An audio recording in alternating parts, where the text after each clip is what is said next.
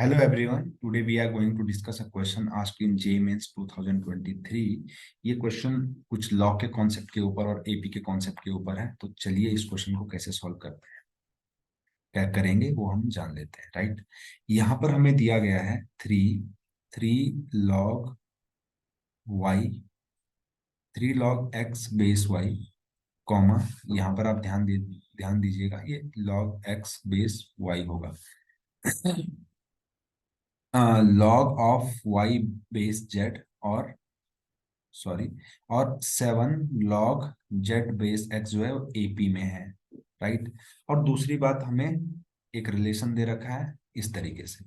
तो देखिए, एक्स की power P Q square is equal to Y Q R is equal to Z P square R दे रखा है। तो कभी भी अगर इस तरीके से, कभी भी अगर तीन क्वांटिटी अगर इक्वल टू में दी गई है तो उसको हम मान लेते हैं के। राइट, अब मैंने इसको के मान लिया, तो अब हम क्या करेंगे, एक एक करके सॉल्व करेंगे। कैसे? X P Q square is equal to K, इसी तरीके से हम Y Q R is equal to K, और इसी तरीके से Z P square R is equal to K assume कर लेंगे। राइट, अब क्योंकि हमें क्वेश्चन में देखिए, यहाँ पे क्या है, लॉग एक्स बेस वाई, यहाँ पे log y base z, base में देखो log base y, log base z, log base x दे रखा है। तो हम क्या करेंगे, यहां से लॉग एक्स निकालने की कोशिश करेंगे बेस वाई पे। देखो लॉग एक्स बेस वाई है, तो यहाँ पे हम बेस वाई के साथ लॉग ले लेंगे बोथ साइड। तो क्या हो जाएगा, ये हो जाएगा log X P Q square base Y is equal to log K base Y. Right, तो अब देखिए, हमें लॉग की प्रॉपर्टी पता होनी चाहिए कि लॉग ऑफ एम की पावर एन जो होता है एन लॉग एम होता है। तो उसी प्रॉपर्टी से हम इसको लिख सकते हैं P Q square log of x base y is equal to log of k base y। Right, इस तरीके से हम इसको लिख सकते हैं। इसी तरीके से मैं यहां पर इसे इसे मैं क्या कर सकता हूं, इसे लिख सकता हूं क्यू आर log y। अब देखो log y के साथ बेस जो है जेड है, तो मैं यहाँ पर भी बेस जेड ही लूंगा। तो log of K base Z हो गया। इसी तरीके से इसको अगर मैं सॉल्व करता हूँ, तो यहाँ से मुझे मिलेगा पी स्क्वायर आर लॉग, अब देखिए जेड के साथ बेस एक्स है, तो Z base X is equal to log of K base X मुझे मिलने वाला है। तो देखिए, हमें लॉग की एक बेस चेंजिंग जो प्रॉपर्टी है वो पता होनी चाहिए, कि जैसे यहाँ पर अभी भी मुझे, चलिए यहाँ से तो मुझे ये मिल चुका है, तो यहाँ चलिए इसको हम एक बार देख लेते हैं।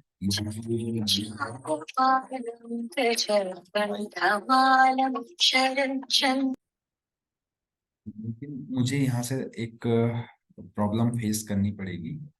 प्रॉब्लम ये हो जाएगी, आप ध्यान से देखेंगे, तो log x बेस y तो मैंने निकाल लिया, यहाँ से हो जाएगा log के बेस वाई, है ना। लेकिन यहां से upon P Q square, obviously P Q square है यहाँ पे। लेकिन इससे बेहतर हम कुछ कर सकते थे, इससे बेहतर हम ये कर सकते थे, ध्यान दीजिएगा, इससे हम अच्छा क्या कर सकते थे, तो वो हम करेंगे। अब देखिए, इससे अच्छा मैं यहाँ पे अगर बेस एक्स ले लेता, तो ये पूरी टर्म ही गायब हो जाती। तो बेस एक्स ले लेता हूँ, यहाँ पे बेस वाई ले लेता हूँ, और यहाँ पे जेड ले लेता हूँ। जैसे हम कर रहे थे वहां से भी हो जाता, लेकिन इससे और इजीली हो जाएगा। तो यहाँ से P Q square is equal to मुझे मिलने वाला है लॉग एक्स बेस एक्स। हमें पता है log X base x same base पे 1 होता है। तो यहाँ से हो जाएगा log of K base x. इसी तरीके से अगर हम इसको कैलकुलेट करेंगे तो हो जाएगा Q R is equal to log of K base Y. और इसी तरीके से अगर मैं इसको कैलकुलेट करूंगा, तो ये हो जाएगा P square R is equal to log of K base Z. Right, अब अगर मुझे क्या चाहिए, log of X base Y चाहिए, उसके अलावा log of Y base Z चाहिए, और log of Z base X चाहिए। राइट, ध्यान दीजिएगा, एक प्रॉपर्टी है। अब यहाँ पे देखिए, एक्स मुझे न्यूमरेटर में चाहिए, तो मैं क्या करूंगा, एक्स अगर मुझे कहाँ चाहिए, न्यूमरेटर में चाहिए, तो यहां से अगर मुझे log X base Y find करना है तो उसके लिए मैं क्या कर दूंगा, देखिएगा यहाँ पर, देखिए यहाँ पर, यहाँ पर, अब इनके बेस सेम नहीं है तो हम इनके बीच में कुछ भी कैलकुलेशन नहीं कर पाएंगे। तो इनका बेस सेम करने के लिए मैं क्या कर लेता हूँ, बेस को चेंज कर लेता हूँ। तो ध्यान दीजिएगा, लॉग एम बेस एन को मैं लिख सकता हूँ 1/log एन बेस एम लिख सकता हूँ, राइट। ध्यान दीजिएगा, इसी तरीके से मैं इन सबको भी लिख सकता हूँ। तो यहाँ से आएगा log ऑफ एक्स बेस के इज इक्वल टू 1/pq²। इसी तरीके से log ऑफ वाई बेस के इज इक्वल टू 1/qr, और log ऑफ जेड बेस के इज इक्वल टू हो जाएगा 1/p²r। ठीक है। और उसके अलावा एक प्रॉपर्टी ये भी होती है कि log of A base B upon log of C base B. ध्यान दीजिएगा, देखो बेस दोनों के सेम है, तो इसको मैं लिख सकता हूँ log of A base C. देखो जो डिनोमिनेटर में है वो बेस में आ जाएगा, जो न्यूमरेटर में है वो आर्ग्यूमेंट में ही रहने वाला है। तो अब मुझे log एक्स बेस वाई चाहिए, तो मैं क्या करूंगा, इसको इससे डिवाइड करूंगा। तो ध्यान दीजिएगा, log ऑफ एक्स बेस के upon log of Y base K जो होगा वो log of X base Y बन जाएगा। तो उसके लिए मुझे क्या करना पड़ेगा, 1/pq² अपॉन 1/qr करना पड़ेगा। ध्यान दीजिएगा, तो ये हो जाएगा qr/pq², q से एक पावर कटेगी, तो यहां से आ जाएगा r/pq। ये है log of X base Y की वैल्यू। ध्यान दीजिएगा, इसी तरीके से मैं अदर बेस पे भी कैलकुलेट कर लूंगा, तो वहां से मुझे मिलने वाला है, मैं डायरेक्टली आपको बता देता हूँ, log वाई बेस जेड के लिए मैं इसी तरीके से क्या करूंगा, किसको करूंगा calculate, log of Y base के upon log of Z base k को कैलकुलेट करूंगा। यहां से मुझे log वाई बेस जेड का जो वैल्यू है वो मिलने वाला है p² अपॉन क्यू। क्या मिलने वाला है, p² अपॉन क्यू मिलने वाला है। और इसी तरीके से log of Z base x को मैं log ऑफ जेड बेस के upon log of X base के करूंगा, तो जहां से मुझे मिलने वाला है log जेड बेस एक्स का वैल्यू जो मुझे मिलेगा वो मिलेगा q² upon pq।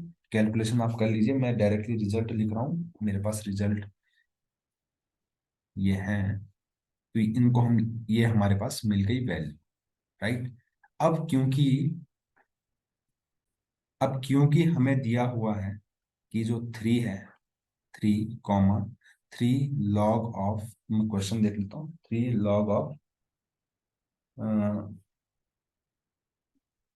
Of X base Y, comma 3 log of Y base Z, comma 7 log of Z base X. ये एपी में है, तो यहाँ पर मैं इनकी वैल्यू रख देता हूँ। एक्स बेस वाई जो था उसका वैल्यू मेरे पास आया था r/pq। कितना आया था, r/pq, तो 3 r/pq। इसी तरीके से log वाई बेस जेड का वैल्यू यहाँ पे रख देंगे, तो 3p² अपॉन क्यू हो जाएगा। और ये हो जाएगा 7, यहाँ से इसकी वैल्यू रख देंगे हम, इसकी वैल्यू है q² अपॉन r, तो 7q² अपॉन r। ये सब किस में है, एपी में है।